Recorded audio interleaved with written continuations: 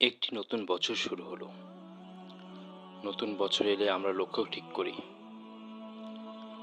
কাজ, আয়, ঘর, ভবিষ্যৎ। কিন্তু একটি প্রশ্ন, আমার ঈমান কি গত বছরের চেয়ে ভালো হয়েছে? আরবি বছরের প্রথম মাস মুহররম। এটি শুধু বছরের শুরু নয়, নিজেকে নতুনভাবে গড়ে তোলার আহ্বান, আত্মসমালোচনা, ইবাদত ও নতুন নিয়তের সময়। আজ আমরা জানব মুহররমের মাহাত্ম্য, সাহাবীদের আমল এবং আমাদের করণীয়। আসসালামু আলাইকুম ওয়া রাহমাতুল্লাহ। আমি মোহাম্মদুল্লাহ সাগর। আজ আপনাদের কাছে উপস্থাপন করব আরবি 12 মাস সিরিজ পর্ব 1। মুহররম ইসলামের সম্মানিত মাসগুলোর একটি। এই মাস আমাদের মনে করিয়ে দেয় সময় আল্লাহর নিয়ামত। নতুন বছর মানে শুধু পরিকল্পনা নয়, আল্লাহর দিকে ফিরে যাওয়ার একটি সুযোগ। নিজেকে প্রশ্ন করুন, আমার নামাজ কেমন? কুরআনের সাথে সম্পর্ক কেমন? গত বছর আমি কি শিখেছি? এই মুহররম মাসের একটি বিশেষ দিন হলো মুহররমের 10 তারিখ, যা আমরা জানি আশুরার দিন হিসেবে। ঐতিহ্যগতভাবে মুসলিমরা এই দিনকে আল্লাহর সাহায্য ও কৃতজ্ঞতার শিক্ষা হিসেবে স্মরণ করে। আশুরা দিনটি অনেক বড় একটি ঘটনার সাক্ষী। ইবনে আব্বাস রাদিয়াল্লাহু তাআলা আনহু থেকে বর্ণিত, রাসূলুল্লাহ সাল্লাল্লাহু আলাইহি সাল্লাম মদিনায় এসে দেখলেন ইহুদিরা এই দিনে রোজা রাখে। তিনি জিজ্ঞেস করলেন, কেন তোমরা এই দিনে রোজা রাখো? তারা বলল, এই দিনে আল্লাহ তাআলা হযরত মুসা আলাইহি ওয়াসাল্লাম ও বনী ইসরায়েলকে ফেরাউনের অত্যাচার থেকে মুক্তি দিয়েছেন। তখন নবী সাল্লাল্লাহু আলাইহি সাল্লাম বললেন, আমরা মুসার প্রতি তোমার চেয়ে বেশি হকদার। সহিহ বুখারী হাদিস 2004, সহিহ মুসলিম হাদিস 1130। এরপর থেকে রাসূল সাল্লাল্লাহু আলাইহি সাল্লাম আশুরা রোজা পালন করেন এবং সাহাবীদেরও নির্দেশ দেন। আশুরা রোজার ফজিলত। আশুরা রোজা সম্পর্কে রাসূলুল্লাহ সাল্লাল্লাহু আলাইহি সাল্লাম বলেছেন, আমি আল্লাহর কাছে আশা করি আশুরা রোজা পূর্ববর্তী 1 বছরের গুনাহ মাফ করে দেবে। সহিহ মুসলিম হাদিস 1162। একটু চিন্তা করুন, মাত্র একটি দিনের রোজা 1 বছরের ছোট গুনাহ মাফের কারণ হতে পারে। এটাই আল্লাহর রহমত। রাসূল সাল্লাল্লাহু আলাইহি সাল্লাম বলেছেন, আমি যদি আগামী বছর বেঁচে থাকি তাহলে শুধু 10 তারিখ নয়, 9 তারিখও রোজা রাখবো। সহিহ মুসলিম হাদিস 1134। এর উদ্দেশ্য ছিল যে ইহুদিদের থেকে ভিন্নতা রাখা এবং সুন্নাহকে অনুসরণ করা।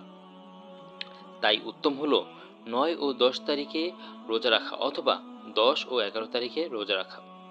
সবচেয়ে গুরুত্বপূর্ণ আমল হলো আশুরা রোজা। তার পাশাপাশি ইস্তেগফার করা, বেশি বেশি আস্তাগফিরুল্লাহ বলা, নিজের গুনাহের জন্য আল্লাহর কাছে ক্ষমা চাওয়া। এই দিনে কোরআন তেলাওয়াত করা অত্যন্ত ফজিলতপূর্ণ, তাই আমাদেরকে বেশি বেশি কোরআন তেলাওয়াত করতে হবে।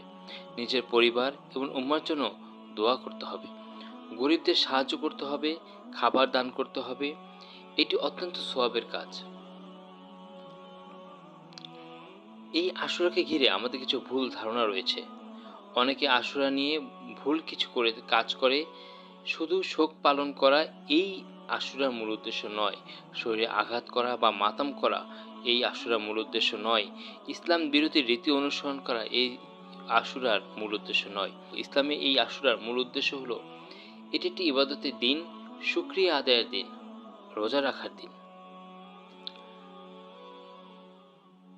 আশুরা আমাদের জন্য একটি বড় সুযোগ, 1 বছরের গুনাহ মাফের সুযোগ। আমরা সকলেই এই গুরুত্বপূর্ণ কথাটি মনে রাখব যে আশুরা শুধু শোকের দিন নয়, এটি ইবাদত ও শুকরিয়ার দিন। কেবল মাতাম বা অনর্থক কাজ ইসলাম সমর্থন করে না। আমরা এই দিনে বেশি বেশি নফল সালাত আদায় করব, বেশি বেশি দুরূদ পড়ব। সাহাবীগণ সময়কে খুব মূল্য দিতেন। তাদের বৈশিষ্ট্য ছিল এই দিনে নিয়মিত ইবাদত করা, কম কথা বলা, বেশি আমল করা, সময়ের হিসাব রাখা। নেককার বান্দারা নতুন সময় শুরু করতেন তওবা, দোয়া ও নতুন আমলের পরিকল্পনা দিয়ে।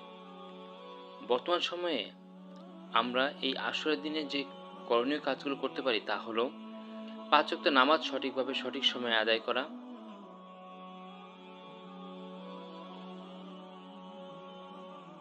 প্রতিদিন কুরআন তিলাওয়াত করা, পরিবারকে সময় দেওয়া, নিয়মিত সদকা করা, খারাপ অভ্যাস হতে যথাসম্ভব দূরে থাকা, এই আমলগুলো অল্প অল্প করে নিয়মিত আমলের চেষ্টা করা। চলুন আজ আমরা একটি নিয়ত করি, এই বছর শুধু বয়স বাড়বে না, ঈমানও বাড়বে।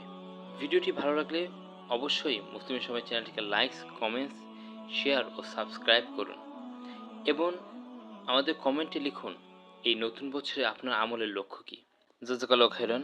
সকলে ভালো থাকবেন, সুস্থ থাকবেন, এই দোয়া করে আজ এখানে শেষ করছি। পরবর্তী ভিডিওতে ভিজিট করুন মুসলিমের সময় ইউটিউব চ্যানেল এবং পরবর্তী ভিডিও নোটিফিকেশন পেতে বেল আইকনটি প্রেস করে রাখুন। ফলো করুন আমাদের ফেসবুক পেজ মুসলিমের সময়। আসসালামু আলাইকুম ওয়া রাহমাতুল্লাহি ওয়া বারাকাতুহু।